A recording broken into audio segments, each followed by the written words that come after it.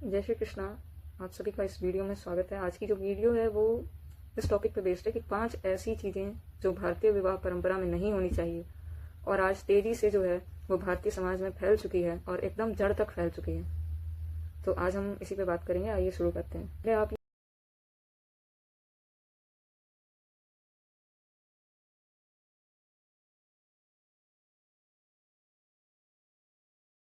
Video में आपने देखा होगा कि ये एक डांसर है जो कि ऑर्केस्ट्रा परफॉर्म कर रही होती है किसी विवाह में, और फिर उसे कितनी बदतमीजी से जो युवक हैं वो छेड़ते हैं और कितने अश्लील और अभद्र हरकतें जो हैं वो उसके साथ की जाती हैं। और ये जो लोग हैं, ये जो पुरुष हैं जो उसे छेड़ने की कोशिश कर रहे हैं, इनकी क्या मानसिकता है? ये वही पुरुष हैं जो रेपिस्ट मेंटेलिटी जिसे कहते हैं हम, तो इनकी इनकी भी मानसिकता जो है वो वही है। आप सभी को इतना तो पता होगा कि ये जो ऑर्केस्ट्रा जो है कोई जानबूझ के या कोई शौक से इस प्रोफेशन में नहीं जाता। जितनी भी लड़कियां होती हैं इस प्रोफेशन में, वो इस प्रोफेशन को ज्वाइन ही इसलिए करती हैं क्योंकि वो या तो किसी गरीब तबके से होती हैं और या तो उनकी जो फैमिली होती है उसमें कोई ना कोई ऐसी मजबूरी होती है जिसकी वजह से उन्हें ये प्रोफेशन जो है वो ज्वाइन करना पड़ता है। हिंदुस्तान टाइम्स का एक आर्टिकल है जिसमें कि वो ऐसी ही जो कुछ महिलाएं हैं जो इस प्रोफेशन में काम करती हैं, जो मतलब ऑर्केस्ट्रा या इन जगहों पे जो डांस करती हैं, तो उनसे जब ये बात करते हैं तो वो बताती हैं कि जो उनकी सैलरी है, यानी कि इन सारे कामों को करने के बाद जो उन्हें मिलता है वो महीने का 15,000 नहीं तो 12 से 15,000 के बीच में उनकी इनकम है। क्योंकि जो कॉन्ट्रैक्टर होते हैं आधे पैसे वहीं खा जाते हैं, और ऐसे जो है जितनी भी डांसरें हैं इन्हें दूसरे जो पुरुष हैं उनके साथ सोने के लिए मजबूर किया जाता है, और अगर वो मना कर दें तो उतने ही कम जो है अपॉर्चुनिटीज, उतने ही कम मौके जो है उन्हें दिए जाएंगे, उतने ही कम जो है महीने की कमाई होगी, और ऐसे जो है वो जीवन भर किसी के गुलाम बन के गरीबी में ही दूसरों के आगे अपनी इज्जत जो है वो गिरवी रख के पैसे कमाती हैं। मैं इस चीज को नॉर्मलाइज नहीं कर रही कि ये जो तरीका है पैसे कमाने का ये सही है गलत है, मैं इस बात पे नहीं जाती हूँ। मैं फिलहाल इस बात पे हूँ कि विवाह जैसे पवित्र सांस्कृतिक कार्यक्रम में ऑर्केस्ट्रा का क्या काम है। मोस्टली ये जो कल्चर है वो बिहार, यूपी, हरियाणा, राजस्थान, इवन पंजाब के कुछ इलाकों में ये जो ऑर्केस्ट्रा कल्चर है वो प्रसिद्ध है। अब इस ऑर्केस्ट्रा कल्चर में क्या होता है, तो यहाँ पे जो दूसरे की जो बहन बेटियां हैं उनके साथ बदतमीजी और बदसलूकी की जाती है, और हर जो पुरुष ऑर्केस्ट्रा देख रहा होता है उसके अंदर वही काम वासना और वही उत्तेजना भरी होती है सामने वाली जो लड़की जो स्टेज पे डांस कर रही होती है उसके लिए, चाहे वो उसकी अपनी बेटी की उम्र की ना क्यों ना हो, चाहे उसकी वो अपनी बहन की उम्र की क्यों ना हो, और चाहे वो उसकी अपने माँ की उम्र की क्यों ना हो, सबके अंदर वही काम वासना भरी है। इवन मैंने ऐसे केसेस देखे हैं जिसमें छोटे बच्चे यानी कि 7 से 8 साल की उम्र होगी और वो जाके ऑर्केस्ट्रा वाली जो डांसर्स हैं उनके साथ बदतमीजी कर रहे हैं। गांव में ये चीजें जो है वो कॉमन है, और इसको मतलब उन्हें जो ऐसे छोटे बच्चे जो जा रहे हैं और रुपए लुटा रहे हैं तो उनको एकदम जो भीड़ है वो चीयर कर रही है, उन्हें कह रही है कि हाँ, मतलब बहुत ज्यादा चीयर अप कर रही है। भीड़ जो है वो क्रिटिसाइज नहीं कर रही है। मैंने ऐसे कई सारे केसेस इवन देखे हैं, सुने हैं, और मतलब मैं ऐसे नहीं कह रही कि सुने हैं तो उसका प्रूफ नहीं है, विथ एविडेंस सुने। दूसरी चीज कि विवाह जैसे सांस्कृतिक कार्यक्रम में जहां आप किसी दूसरे की जो बेटी है वो अपने घर में एज अ लक्ष्मी ले आ रहे हो, तो वहां पे एक तरफ तो आप दिखा रहे हो कि आप नारी जो है उसकी कितनी जो है कितना ज्यादा सम्मान करते हो, दूसरी तरफ आप किसी नारी को एकदम ऐसे देख रहे हो जैसे वो कोई वस्तु है, कोई भोग की वस्तु है। एक तरफ आप लक्ष्मी की तरह ट्रीट कर रहे हो, दूसरी तरफ आप भोग की वस्तु की तरह ट्रीट कर रहे हो। और ये जो चीजें हैं हमारे सनातन धर्म में नहीं है। अयासी जैसी चीजें पवित्र कार्यक्रम में सनातन धर्म में कहीं नहीं है, कहीं अलाउड नहीं है। ऑर्केस्ट्रा जो है वो कहाँ होता है, मोस्टली जो शादी का स्पॉट होता है, जो शादी की लोकेशन होती है, तो उसके ही आसपास हम कह सकते हैं 200-300 मीटर की दूरी पे, या गांव में तो जो द्वार होता है जैसे कि मेन जो एंट्रेंस गेट हो गया तो उसके आसपास अगर कोई जमीन खाली पड़ी हो तो वहां पे द्वार अलग होता है, घर अलग होता है गाँव में। तो जो द्वार है उसके आसपास की जो जमीन अगर खाली है या मेन द्वार पे ही ऑर्केस्ट्रा का जो है वो ऑर्गेनाइज जो है ऑर्केस्ट्रा कराते हैं। और जो शादी का कार्यक्रम है जो विवाह का वो घरों में होता है। और जो थोड़े अमीर वर्ग के लोग हैं, मिडिल क्लास के लोग हैं, आजकल ट्रेंड चल गया है होटलों में शादी जो है वो करवाने का, तो वो होटलों में जो जमीन रहती है उसमें ऐसा ऑर्केस्ट्रा का जो कार्यक्रम है वो कराते हैं। लेकिन आप ये चीज देखिए, इस बात पे गौर करिए कि एक तरफ तो अंदर आपकी बहन बेटियां बैठी हैं, ज्यादा से ज्यादा 300 मीटर की दूरी पे आपकी बहन बेटियां बैठी हैं, और ठीक मतलब आप जो भी भीड़ जो वहां आती है उन बहन बेटियों की, या तो वो बहन बेटियां उनकी माँ लगती होंगी, बेटी लगती होंगी, बहन लगती होंगी, या कुछ ना कुछ रिश्ते में लगती होंगी, और हो सकता है नहीं भी लगती हो तो बहन तो लगती होंगी। तो ऐसे में एक तरफ आपकी जो बहन बेटियां हैं वो अंदर बैठी हैं, और दूसरी 300 मीटर की दूरी पे आप किसी दूसरे की बहन बेटी को भोग की वस्तु की तरह देख रहे हो, आप उसे सेक्सुअलाइज कर रहे हो सबके सामने, और आप उसे मतलब चाह रहे हो आप सब में, जो पुरुष जो ऑर्केस्ट्रा देखते हैं उसमें उनमें उत्तेजना भरी है, काम वासना भरी है, और हर कोई ये चाहता है कि वो कितना करीब आ जाए जो डांसर है उसके, और उससे कितनी ज्यादा छेड़छाड़ करे। हर कोई यही चाहता है। कोई जो है वो मजबूरी उनकी नहीं समझता, और ऐसा लगता है कि उस समय ये जो भीड़ देख रही होती है उसके अंदर इंसानियत पूरी मर चुकी है, काम वासना जो है वो चरम पे है, और वो किसी भी तरह स्त्री पे जो है वो मतलब हर तरह से उसको एज अ भोग की वस्तु देखते हैं और उस पर कभी भी आक्रमण कर सकते हैं। ऐसा जो है कल्चर, सामूहिक रूप से किसी स्त्री को ऐसे भोग की वस्तु देखना, ये कल्चर क्या हमारे सनातन धर्म में? एक प्रूफ ऐसा दे दीजिए जो हमारे सनातन धर्म में ये यही कल्चर जो है यही मुसलमानों में होता है, जहाँ मुसलमानों में मीना बाजार लगता था जहाँ पे हिंदुओं की बहन बेटियां जो है वो बेची जाती थी। ये कल्चर कहाँ से आया है? खैर अगर आया भी तो आपको तो अपने सनातन की जड़ों का पता है ना, आप क्यों फॉलो कर रहे हैं उस चीज को? दूसरी जो चीज है ना जो मुझे विवाहों में सबसे ज्यादा ऑफेंडिंग लगती है और जो मुझे सबसे ज्यादा परेशान करती है, वो है कि वर और वधू जो है, एक तरफ तो कार्यक्रम में सीधे वर को जो है नारायण भगवान का दर्जा दिया जाता है और वधू जो है उसे लक्ष्मी माँ का दर्जा दिया जाता है। तो वर और वधू साक्षात नारायण लक्ष्मी की तरह विराजमान होते हैं और अपने जो वचन है उसे लेते हैं। वहीं दूसरी तरफ जो जनता होती है वो मांस मदिरा का भक्षण कर रही होती है। अब मांस जो है वो तो बहुत ही वैसे तो अमीर जो दर्जे के जो लोग होते हैं उनकी शादियों में देखने को मिला है, बट जो मदिरा है ना, यानी कि जो दारू या शराब है, वो सारी शादियों में कॉमन हो चुका है। रेयरली आपको एक ऐसी शादी मिलेगी जहां सभी लोग जो है वो पवित्र अवस्था में, जिसमें किसी ने नहीं पी रखी हो। नहीं तो हर शादी में आपको कोई ना कोई एक आदमी ऐसा जरूर मिलेगा जिसने पी रखी हो। और जो ऑर्गेनाइजर होता है ना वो ऐसे लोगों को हटाता नहीं है। तो ये जो लोग हैं जिन्होंने पी रखी होती है इन्हें कोई निकालता नहीं है विवाह से कि तुम जगह को दूषित कर रहे हो, जहाँ पे ऐसे सांस्कृतिक कार्यक्रम हो रहे हैं वहां दूषित कर रहे हो, ऐसे करके कोई नहीं निकालता। सब उस चीज को और ज्यादा प्रमोट करते हैं और मतलब नॉर्मलाइज करते हैं कि पी ली तो क्या हो गया, अपने ये रिश्तेदार हैं, चलता रहता है। हम तो नहीं पीते ना, चलता रहता है। आप ये बात याद रखिए कि पाप कर्म का अगर आप साथ देते हैं और अगर आप चुप्पी बनाए रखते हैं और आप विरोध नहीं करते हैं तो आप भी उस पाप के सबसे बड़े भागी हैं। अगर आपके सामने ऑर्केस्ट्रा हो रहा है, किसी दूसरे की बहन बेटी की इज्जत लूटी जा रही है और आप चुप हैं, और दूसरी तरफ मांस और मदिरा का भक्षण शादी विवाहों में किया जा रहा है और आप चुप हैं, तो आप भी उस पाप कर्म के पूरे पूरे भागीदारी जो है वो आपकी उसमें पूरी बनती है।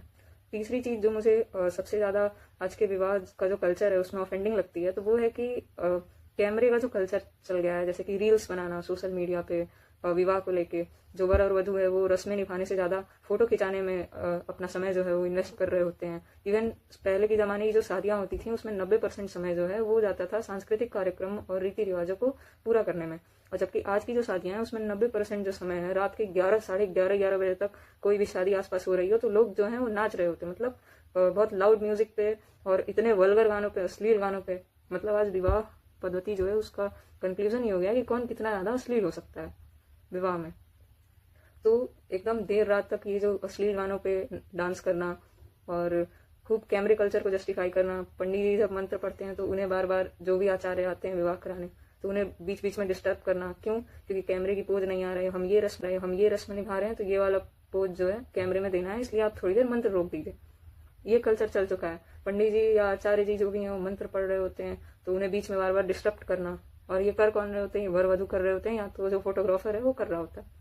तो ये जो कैमरा कल्चर है जिसकी वजह से जो विवाह है उसे विवाह ना देख के ऐसा लगता है मानो जैसे कोई बॉलीवुड के फिल्म की शूटिंग हो रही है, विवाह नहीं हो रहा है। आप ये समझ लीजिए कि विवाह जो है वो एक सांस्कृतिक कार्यक्रम है, वो किसी बॉलीवुड के फिल्म की शूटिंग नहीं है। जो आप अगर आपको वैसे शूटिंग टाइप की करनी है तो नकली विवाह ऑर्गेनाइज करा लीजिए अपने लिए। आप जो जब विवाह कर रहे हैं तो फिर ऐसे क्यों दिखा रहे हैं उसमें कि आप एक हीरो की तरह आते हैं, वो सामने वाली आपकी जो पत्नी होने वाली है वो एक हीरोइन है और हम जो है एकदम हमारे से ज्यादा प्यार किसी के बीच में है ही नहीं, ये दिखाना है। और यही दिखावे की कल्चर से आज जो है वो 50% से ज्यादा जो शादियां हैं वो टूट रही हैं। चौथी जो चीज है वो मुझे जो शादियों में नहीं पसंद है वो है कि आप जो बहुत ज्यादा जो पैसे खर्च करते हैं।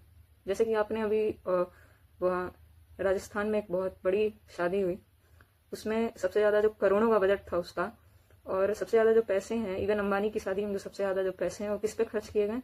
तो जो आर्टिस्ट हैं, जो डांसर्स हैं, उन्हें बुलाने में विदेशों से जो आर्टिस्ट हैं। यही कल्चर जो है वो मिडिल क्लास के लेवल पे ऑर्केस्ट्रा पे आ जाता है और यही लोअर क्लास के लेवल पे वैश्यावृत्ति पे भी आ जाता है, वैश्याओं को बुलाते हैं। तो शादी जो है उसमें आप जो खर्चे कर रहे हैं वो आप किस चीज के लिए कर रहे हैं, उसका पर्पज क्या है, इसको भी जानना होता है। सही पर्पज के लिए भारतीय समाज में कभी पैसे जो हैं शादियों में आज के जमाने में नहीं खर्च होते। आज के जमाने में अननेसेसरी थिंग्स के लिए पैसे जो है वो खर्च हो रहे हैं। आप बताओ पूजा की सामग्री जो है, जो मंडप बनता है, उसमें कितना ही खर्च, कितने ही ज्यादा पैसे जो है आप लगाते हैं। और माइक और डीजे का सिस्टम जो है, और आप ये कह लीजिए कि होटल्स बुक करने में यहाँ जो पूरा सिस्टम जो बनाते हैं आप, या ऑर्केस्ट्रा का जो सिस्टम है उसको इनवाइट करना, मांस और मदिरा का अरेंजमेंट करना, दारू शराब आदि इन सब का अरेंजमेंट करना, आप अपना पूरा जो बजट है वो कहाँ स्पेंड कर रहे हैं, कितने पैसे आप अपने सांस्कृतिक रस्मों को दे रहे हैं। तो जितना ज़्यादा कॉन्ट्रीब्यूशन अधार्मिक चीज़ों पे करते हैं, धार्मिक चीज़ों पे 10% स्पेंड करते हैं और अधार्मिक चीज़ों पे 90%। तो ये जो जितना आपने कंट्रीब्यूट किया है ना, तो विवाह के बाद उतना ही आपको मिलता है उसका फल। 90% आपको देखने को मिल जाता है विवाह के बाद कि क्या हो रहा है, तो 10% ही धर्म मिलता है, 90% उधर से अधर्म ही मिल रहा होता है। विवाह के बाद 90% परेशानियां ही आ रही होती हैं।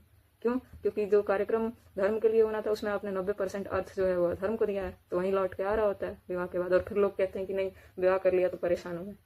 और सुनने में फिर ये भी आता है कि शादी बर्बादी है। बर्बादी तो तुम्ही ने तो अपनी बर्बादी तय की थी। जब बजट बनाया था तो उस समय नहीं दिखा था क्या कि कहाँ पे कितना स्पेंड करना है, धर्म में कितने पैसे लगाने हैं, धर्म में कितने पैसे लगाने हैं। जब तुम धर्म को बढ़ावा दोगे तब तो तुम्हें धर्म मिलेगा। कर्म जो होता है, कर्म फल पता है ना, लौट के आता है। लेकिन कर्म फल में विश्वास तो तब होगा ना जब धर्म में विश्वास होगा, अपनी संस्कृति में विश्वास होगा। 5वीं चीज जो है वो आजकल एक ट्रेंड चल गया है कि शादी जो होगी वो होटल से होगी, किसी बड़े एकदम होटल में। और जो वर जो है वो जो कपड़े पहनेगा वो सफेद रंग के जो शेरवानी है, सफेद रंग की शेरवानी और लहंगे का ट्रेंड चल गया है। सबसे घातक जो ट्रेंड है वो तो यही है। 5वां जो ट्रेंड चल गया है वो है कि होटलों से हम शादी करेंगे और जो वर और वधू जो है वो ऐसे वस्त्र धारण करेंगे जो कि या तो फोटोग्राफर तय करता है या तो वो जो कंटेंट कंज्यूम करते हैं सोशल मीडिया पे वो तय करता है कि वो किस तरह के वस्त्र पहनेंगे। उनके जो पसंदीदा जो एक्टर्स हैं, हीरो हीरोइन जो कहते हैं, जो बॉलीवुड के जो एक्टर्स हैं, उन्होंने अपने विवाह में जैसे वस्त्र पहन रखे थे वैसे ही हमें पहनना है। क्यों? क्योंकि यहाँ विवाह थोड़े हो रहा है, यहाँ तो हमें फिल्म बनानी है। तो ये जो कल्चरल शिफ्ट जो हुआ है, हमारे यहाँ विवाह में 5 रंग सबसे शुभ माने जाते हैं, लाल, पीला, केसरिया, हरा और गुलाबी। लेकिन आजकल ट्रेंड चल गया कि नहीं, लड़का जो है वो सफेद पहनेगा। और ये सफेद का ट्रेंड कहाँ से आया? ये सफेद का ट्रेंड आया है हमारे बॉलीवुड एक्टर्स, उन महानुभावों की देन है जो हमारे यहाँ सफेद का ट्रेंड आया। लेकिन उनकी तो गलती मैं कम ही मानूंगी। क्या यहाँ लोगों में आपस में बुद्धि नहीं थी कि तुम्हारे पूर्वजों ने जो यहाँ नियम बना के जो गए हैं तो उस नियम को कम से कम फॉलो करो, उस नियम पे टिके रहो। और बात तो ये कि आज हमारे समाज में लोग कहते थे कि बच्चों का मन है तो उन्हें पहन लेने देते हैं, और फिर बाद में जब उसके दुष्परिणाम निकल के आते हैं, मैं किसी रंग का दुष्परिणाम नहीं बता रही, मैं यहाँ बता रही हूँ कि संस्कृति और जो वैदिक पद्धति जो है इसमें अगर जरा सी चूक होती है आपसे पूजा में तो उसका क्या इम्पैक्ट पड़ता है वो आपको पता होना चाहिए। मैं यहाँ ये आपके रंगों पे नहीं जा रही कि रंगों की वजह से आपका जीवन खराब हो रहा है, लेकिन मैं ये कह रही हूँ कि अगर आप किसी भी कल्चर को अगर आप फॉलो करते हैं तो उसे या तो पूरा करिए या तो एकदम मत करिए। या तो वैदिक मंत्र जो है एकदम जपिया ही मत, 7 वचन अपने आप बना लीजिए कि ये मेरे 7 वचनों की लिस्ट है, मैं ये तुमसे लेता हूँ, तुम मेरे से ये 7 वचन ले लो। खुद के अपने 7 वचन बना लो और सब खुद के मंत्र बना लो। लेकिन वैदिक पद्धति से अगर कर रहे हो तो पूरी तरह से फॉलो करो, नहीं तो मत करो। अगर किसी कल्चर को आप सोच रहे हैं कि 50% अपना मिला लेंगे, 50% वैदिक पद्धति का मिला लेंगे, तो वहीं फिर जब आपका आगे का जो जीवन है वो जब बर्बाद होता है ना, तो उसका कारण यही है। इन चीजों से मजाक मत करो, क्योंकि विवाह जो है उसमें 5 तत्व हैं उनकी पूजा। और जो रंग हैं वो कैसे तय करते हैं कि आपकी जो मानसिक दशा है वो क्या होगी, तो आप इम्पैक्ट ऑफ कलर्स जो है एस्ट्रोलॉजी का एक ब्रांच आता है, आप पढ़ सकते हैं, उसमें आप अध्ययन करिए, आपको मिल जाएगा। इवन हमारे वास्तुशास्त्र में इन रंगों के बारे में बताया गया है कि कैसे ये रंग जो है वो कैसे हमारे जीवन में इम्पैक्ट डालते हैं। विवाह का जो मंडप है वो आपके जो पूर्वजों ने जो आपको पैतृक जो घर बनाया है वहीं पे होना चाहिए और वहीं से सारे जो कार्यक्रम है वो संपन्न होने चाहिए। लेकिन आप टेम्पररी 4 दिन के लिए किसी होटल को रेंट ले रहे हो और उस होटल में अपने सारे कार्यक्रम कर रहे हो, क्या आपने अपना पूरा बचपन जो है वो उस होटल में बिताया है क्या? कि अपना बचपन जो है वो अपने पैतृक घर में बिताया होगा? जहाँ जो आपकी जन्मस्थली है वहां पे विवाह कार्यक्रम संपन्न होना चाहिए ना। और अगर आप फिर कह रहे हैं कि ये फ्रीडम ऑफ चॉइस है, तो फ्रीडम ऑफ चॉइस है तो फिर पूरी तरह से फ्रीडम को फॉलो करो। सनातन धर्म जो है वो पूरी तरह से आपको आजादी देता है कि आप अपना मान सकते हैं, जब तक कि आपकी बर्बादी ना हो फिर तो आपको लौट के यहीं पे आना है, वो अलग बात है। लेकिन आपको यहाँ पूरी स्वतंत्रता है कि आप अपना मानिए। जब आप फ्रीडम ऑफ चॉइस को मान रहे हैं तो पूरी तरह से फ्रीडम ऑफ चॉइस को मानिए। आधे बीच भवन में मत रहिए कि नहीं हम इधर भी नहीं जाएंगे और पूरे इधर भी नहीं जाएंगे। ऐसे लोगों का विनाश ही होता है और फिर शादियां चल नहीं पा रही हैं आजकल, तो लोग कहते हैं कि अरे लड़की में कमी है या लड़के में कमी है। जब आप जिस पूरे जीवन साथ निभाने का जो आप वादा करते हैं, जो सांस्कृतिक जो पद्धति है जिसकी नींव ही ऐसे मांस मदिरा के भक्षण से, मंत्रों के बीच में डिस्ट्रप्शन से, बीच बीच में रोकना टोकना इससे, या ऑर्केस्ट्रा जैसे बहुत वल्गर अश्लील कार्यक्रम जो ऐसे वैदिक पद्धति वेद मंत्रों के गुंजन के बीच में ऐसा कार्यक्रम कराने से, इन सब चीजों से जब जिस कार्यक्रम की नींव डली हो, क्या वो कभी जीवन पे आपके पॉजिटिव इम्पैक्ट डालेगा? कभी नहीं। या तो पूरे सनातन के होके रहिए, और या तो सनातन धर्म जो आपको फ्रीडम देता है, पूरी तरह से आजादी देता है कि आप अपना जो है जो मानना है वो मानो, अपने विवेक से सोचो, अपने विवेक से सोचने की आजादी सनातन धर्म में, या तो उसको फॉलो करिए या तो हमारे जो सनातन धर्म में लिखा है उसे फॉलो करिए। बीच में बन के मत रहिए, नहीं तो विनाश होगा ही। धन्यवाद। तो आप सभी को इस चीज पे मंथन करने की जरूरत है, चिंतन करने की जरूरत है कि क्यों जो है हमारी शादियां नहीं चल पा रही हैं, उसका मूल कारण क्या है।